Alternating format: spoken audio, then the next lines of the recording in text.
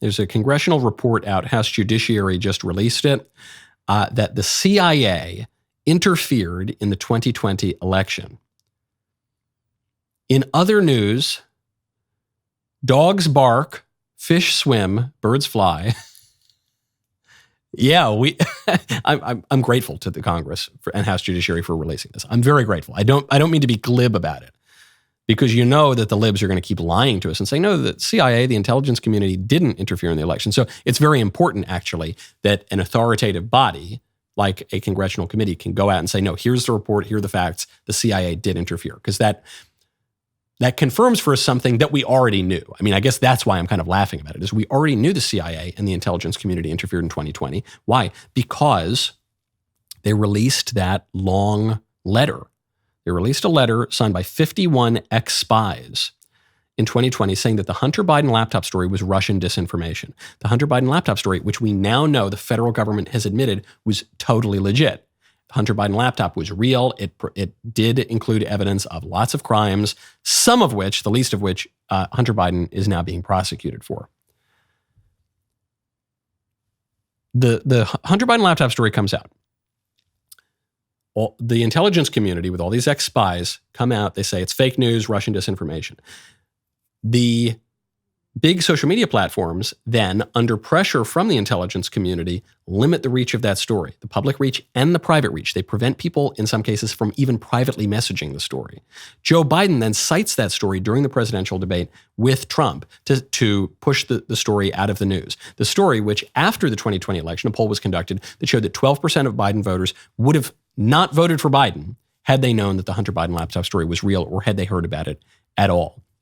So is that it? Is that all there is to it? Well, some ex-spies signed a letter. That's not the fault of the intelligence community necessarily, even though the IC did put some pressure on the big tech companies. Well, that's not it, right? No. Well, what Congress has uncovered is that high-ranking CIA officials, up to and including then CIA Director Gina Haspel, were aware of the Hunter Biden laptop statement prior to its approval. Why? Because when spies want to go around mouthing off to the press, they need to go through something called the Pre-Publication Classification Review Board, the PCRB, which then sends this statement to the CIA's then Chief Operating Officer, Andrew McCridis, who then informed the then director of the CIA, Haspel, or then Deputy Director Vaughn Frederick Bishop, that the statement would soon be published. The CIA leadership, the active CIA leadership at the very top, had the opportunity to slow this down because it was fake news and it was obviously agency interference in the political process, but they didn't do that. They didn't do that at all. And by not doing that, the CIA, the active CIA, co-signed it. Furthermore, some of the ex-spies on the list weren't just ex-spies, like Michael Morell, who was on active contract with the CIA at the time that he signed that letter. And after that letter came out, we now know for a fact CIA employees internally expressed concern that this would compromise the agency, that this was an improper interference by the CIA into the political process, and that it would not be, quote, helpful to the agency in the long run. Okay, we already knew this. It's important to see this spelled out. It's kind of like the Snopes story. I mentioned this, I think, yesterday on the show. Donald Trump, after the Charlottesville march, he comes out and he says, look, there are fine people on both sides of this debate over the whether or not to take down statues of people like Robert E. Lee.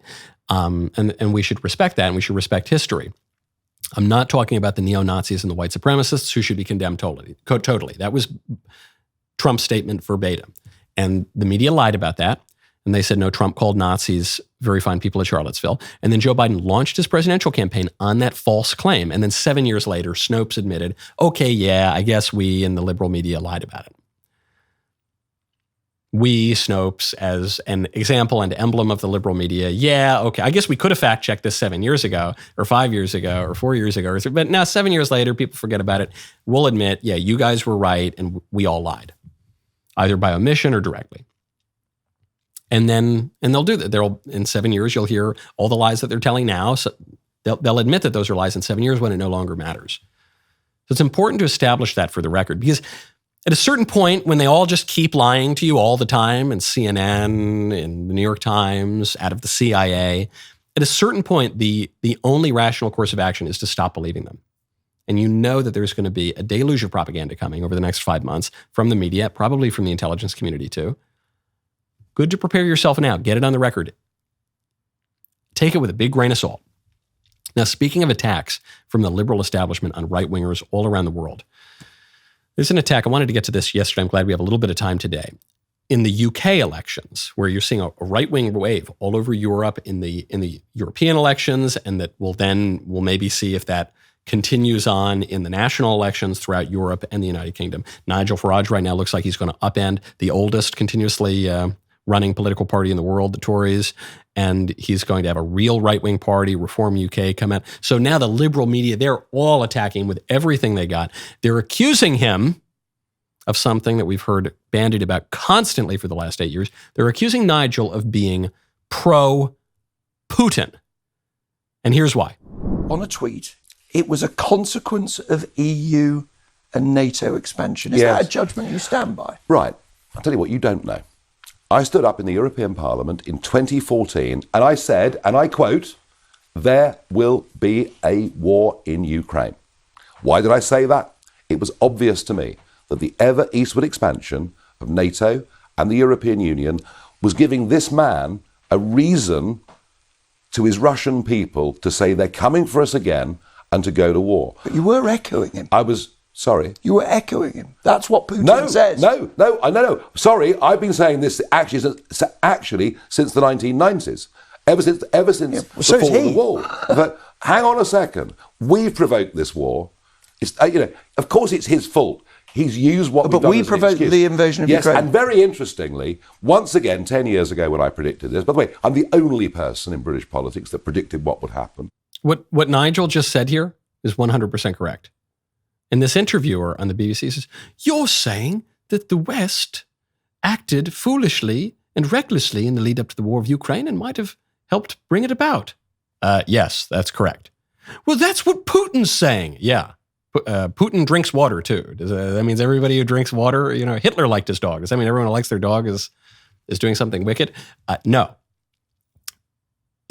That opinion that the West and NATO acted recklessly and antagonized Russia needlessly, and that helped bring about this war in Ukraine, is not just an opinion held by the radical far right. That's an opinion held by people like Henry Kissinger, a rather moderate Republican who's been one of the leading figures in foreign policy until his recent death for well over half a century. That's the opinion of people like Daniel Patrick Moynihan. That's the opinion of people like Sam Nunn. That's the people, so including some Democrats. That's the opinion of people like George Kennan, who wrote the long telegram that crafted the very beginning of American Cold War strategy. That's just common sense, man. That's what it is. But this is the line.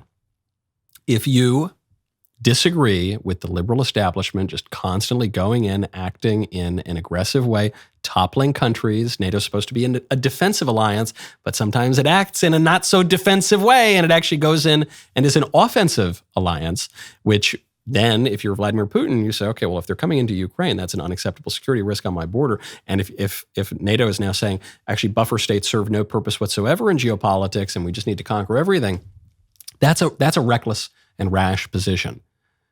And that is something that the liberal establishment can't tolerate. That kind of common sense, which is extremely popular. I think that's probably the most popular position throughout, not just the Anglosphere, but throughout the West. They can't tolerate that because you're saying, no, there ought to be some limits to the conquest of liberalism. Not going to tolerate that. So they're going to lie. It's an old, tired attack. We're seeing a lot of the same old, tired attacks.